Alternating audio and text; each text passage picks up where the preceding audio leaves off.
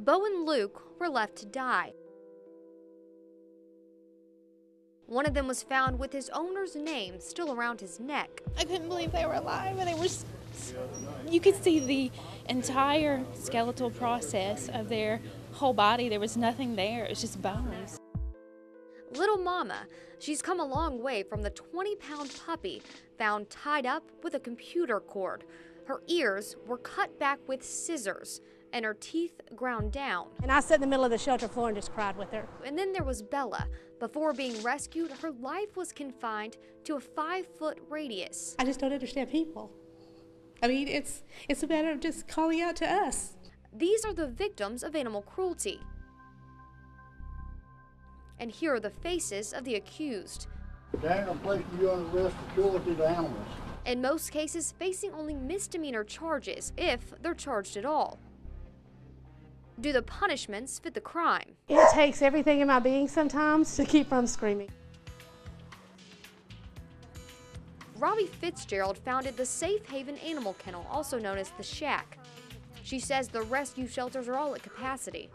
We get probably 10 a month in that are emaciated, and sometimes they have 10 a day of reports of abuse. There is one law on the books in Alabama where a felony charge applies. It started with one puppy, 7 weeks old at the time, named Gucci. I said often, if he were a human, he'd be the governor. He could work a crowd.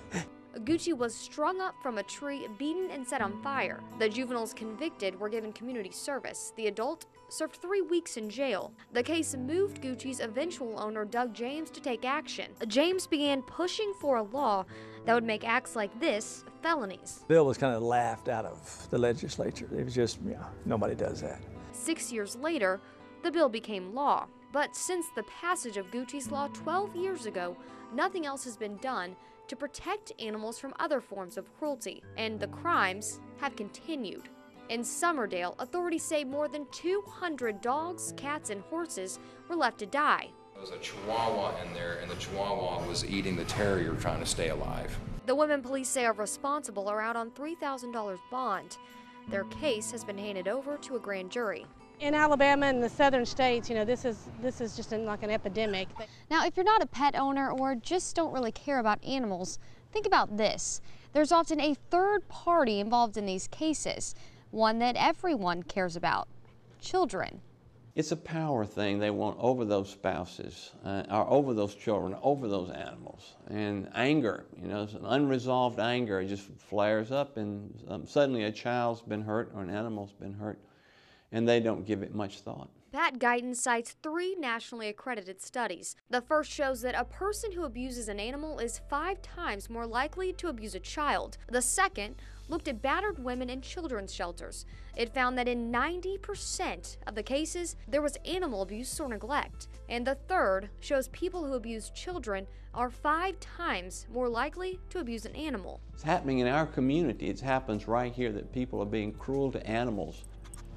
And that those people who are being cruel to animals are also most likely to be cruel to children or other adults in the home.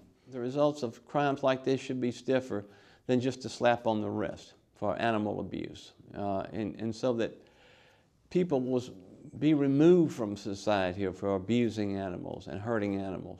Linda Dooley agrees. She's pushing a bill designed to impose harsher penalties for animal cruelty and neglect. In 2012, we're still having to put, tools in the hands of the judges and in the hands of the prosecutors to say we're not going to allow animal abuse. And that's kind of a hard pill to swallow. It really is.